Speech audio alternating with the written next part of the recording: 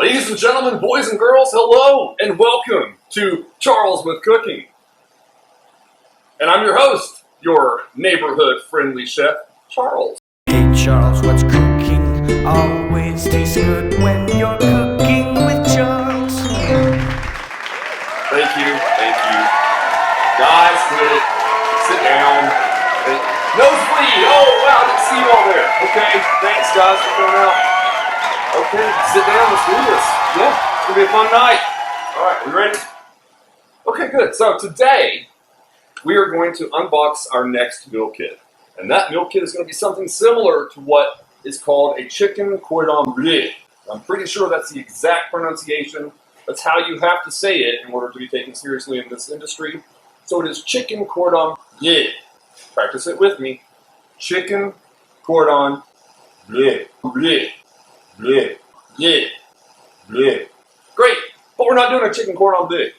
A Chicken Cordon Bleu is traditionally a boneless, skinless chicken breast, patted out really thin, breaded with some Swiss cheese and some ham inside of it, rolled up and either fried or baked, and then it's just a wonderful, wonderful tasting product. I have nothing against that, but we're going to do my take on it. Basically, actually what we're doing is my wife's favorite version of said Chicken Cordon Bleu. So we're going to call it Chicken Jerrue Bleu. Yeah, that's right. Her middle name is Jerrue, so this is going to be named after her. Hi, Ashley, I love you. Let's get started.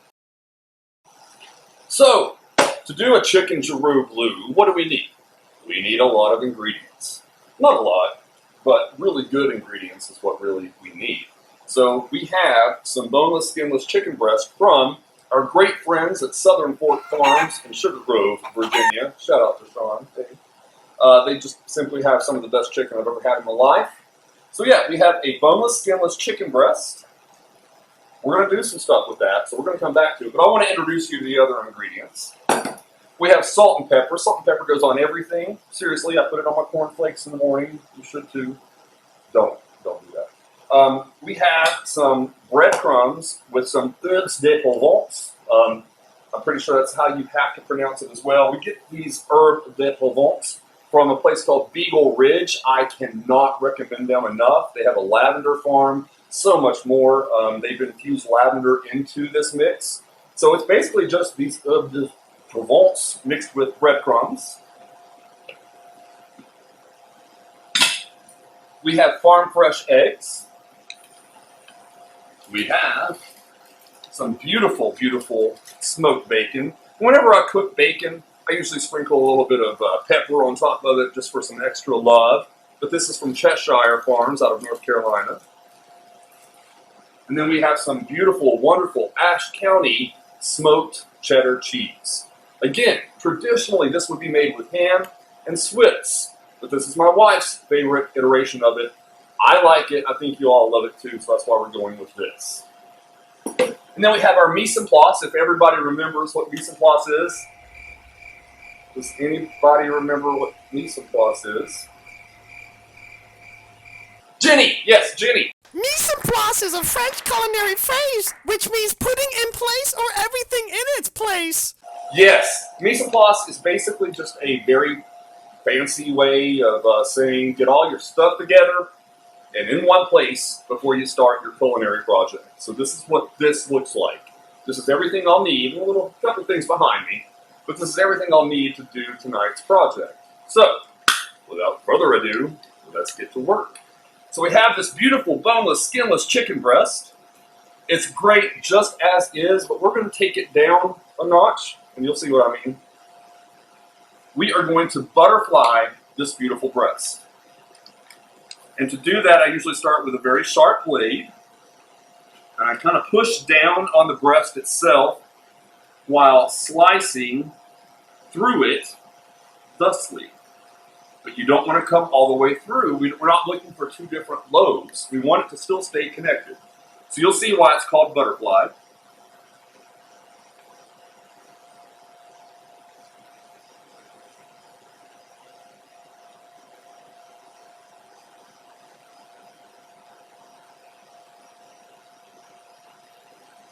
Now when we open it up, it spreads its wings like a beautiful butterfly. So now we have butterfly chicken breast. So traditionally with this, we would put some ham, we would put our cheese, and then we would roll it up and then either fry it or bake it. We're still going to do that, but if you can see, which you might not be able to from the camera, which is fine, one side is a little bit thicker than the other, and we want everything to be one uniform thickness, or at least as close to that as possible. So we're going to pound this out till it's all thin. It's one thickness, if you will. So let me grab my plastic wrap.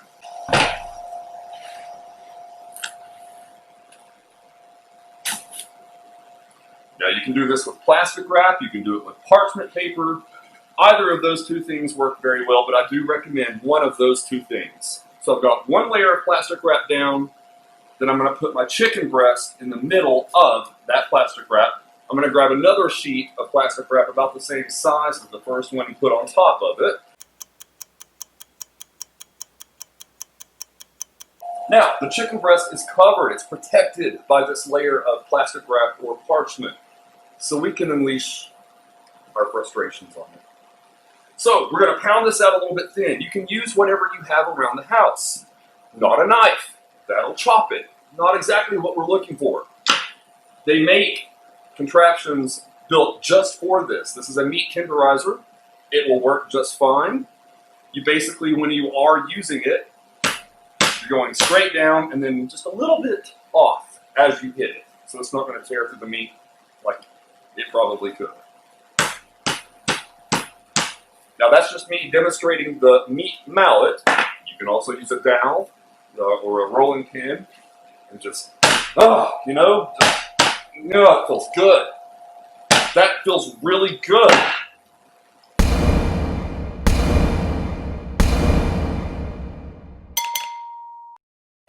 No!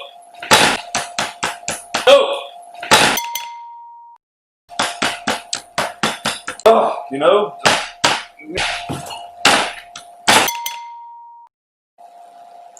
As you can see, after a lot of hard work and all my frustrations being taken out on this portable chicken breast, it's all pretty thin now. It's at least the same thickness. So now we can continue. Excuse me while I get up. This may take me a few minutes. So now that we have this beautiful chicken breast thinned, butterflied and thinned out, we need to season. Season everything. Like I said, even your cornflakes, not really, maybe. They need salt and pepper. So salt, pepper, extra salt for the salt bin. We're going to do both sides. Salt, pepper, extra salt for the salt bin.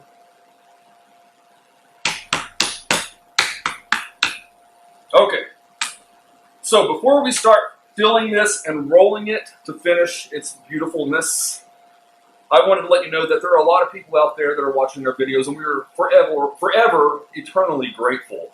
Some of you have wanted us to feature your products on air, and you're going to help pay for the video. We thank you. So, that being said, today's episode is brought to you by mulch. That's mulch. Okay, wonderful. Thank you, mulch. Okay, so if you got your meal kit, which I'm hoping you did, it came with the chicken breasts, for two chicken breasts, some eggs, some salt, some pepper, breadcrumbs with herbes de Provence, some shredded cheddar, and then my favorite thing in the world, that's not my wife, brownie points, some of the bacon. We're giving this bacon to you raw, so you can prepare it however you feel most comfortable doing so. I grew up frying bacon. It's a great way. I still do sometimes. I'm going to tell you right now, from personal experience, the easiest way to do it is to bake it. So we line baking sheets with bacon, put it in the oven, 350, 375, for about 20 minutes, and it gets nice and crispy. You render out most of the fat, which you need to save. Save the bacon fat. Hashtag save bacon fat. And it turns out beautiful. So that's what I've got. I recommend the baking method, but again, do whatever you like. So now we've got our chicken breast pattied out, thinned out. We're going to put in our bacon. Now I'm giving you all 4 sheets or 4 strips of bacon per breast. You can do it with 3, you can do it with 2, you can get some more and do 27 slices, which will be neat. Call me if you do that. So do as little or as much as you want.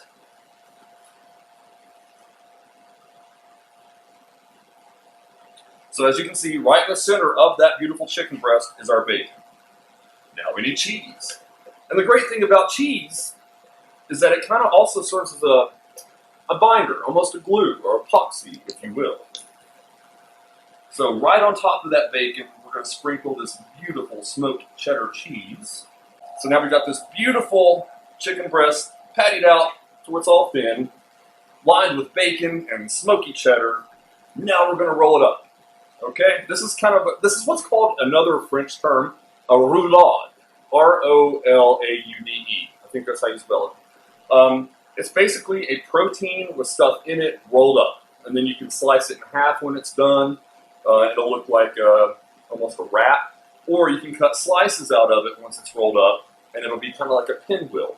Either way, it's beautiful presentation because you eat first with your eyes. So, as you can see, I did not put the filling completely on the, like there's some room here on either side. So we're going to start with the side closest to you that does not have filling, and you're just going to start rolling. Roll. Tuck. Keep rolling. Yes. Tuck. Roll.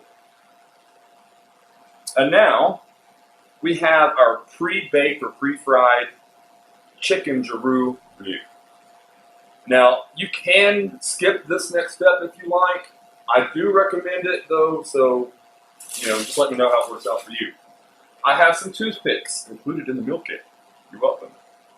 This will kind of help hold the protein together, keep everything inside. Regardless of what method you use here, you're going to have cheese to come out either side of this. That's okay. If and when you see that after it's done baking, don't worry about it. Eat some of it. It's actually really good. But a lot of that cheese is going to stay in here. You don't need to worry. So we've got it rolled up. Now you just stick 2 or 3 toothpicks down in it to kind of help it hold its shape.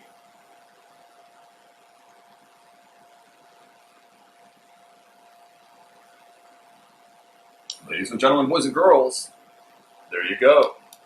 This is our chicken Jerrue Bleu. Enjoy it. Let me know how it is. I'm sure it's pretty tasty. I'll let you know. Kidding. Don't eat this raw. Please don't. No, don't. Put it down. Thank you. So now that we've got it rolled up, we've got everything kind of held in place, we need to put some breadcrumbs on it. Okay?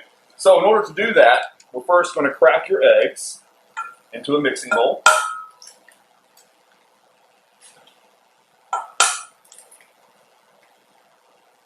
And you have to do it one-handed, just so you know. A little bit of salt, a little bit of pepper in there. And if you've got a whisk or a fork, just beat it. Just beat it, beat it.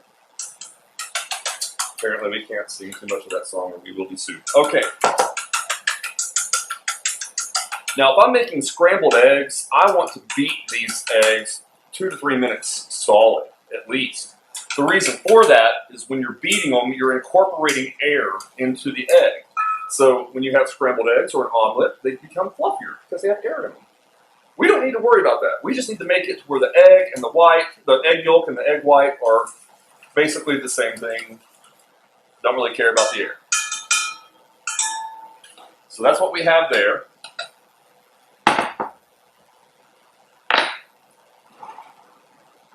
Now I'm going to pour these beat eggs into a bowl. I'm using these bowls just because it looks good on camera. You could have kept it in the mixing bowl. Whatever you want to do. We have a sheet pan. You can use this is a half sheet pan. You can use a cookie sheet. You can use anything that you would normally use for baking, okay? I'm going to spray a little bit of nonstick spray in there just to help things whenever we're taking it out of the oven. That is going to be, does anybody remember what I call it? No, it's not a pizza box. Landing zone. Yes, Jimmy, that is right. Okay. So this is our landing zone.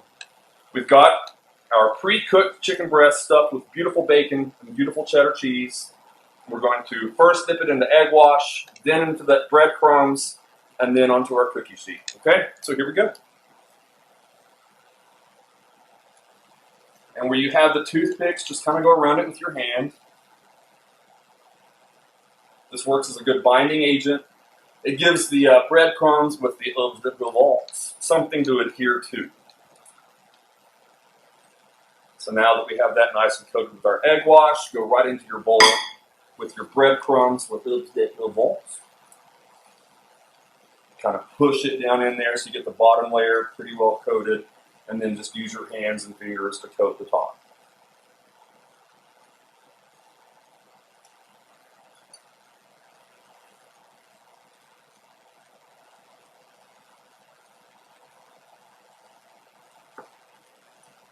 Once you get a nice even coating, you go from this to your sheet pan. Of course, your meal kits come with enough to do 2 of these. But that's what it looks like, ladies and gentlemen, before you cook it.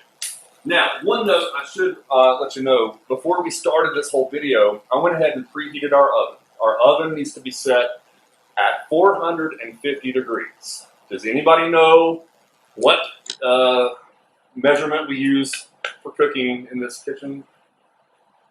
Not Celsius. We need to start doing Celsius. It's Fahrenheit. It's Fahrenheit. You're in America. That's what we use. Fahrenheit. Anyway, 450 degrees Fahrenheit is our oven, okay? It is preheated, ready to go.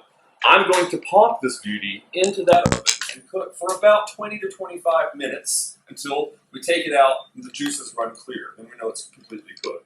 So I'm going to do that now, and the next time you see this, it'll be the full cooked version. Let's go. It is very important when you open your oven door to do this following sound.